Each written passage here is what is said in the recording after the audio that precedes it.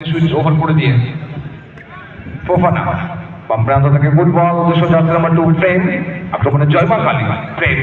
Yannic তাকে মান করছে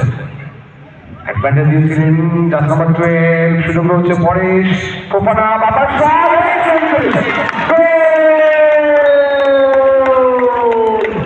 পরেশের আসিস থেকে ফোফানা বাবা একটা বাউল শট করে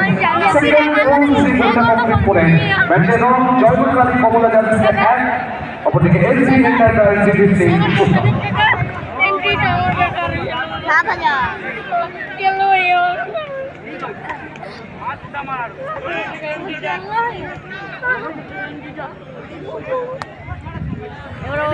ফুটবল খেলে তাদের কিন্তু দুজন বিদেশি ফুটবলারই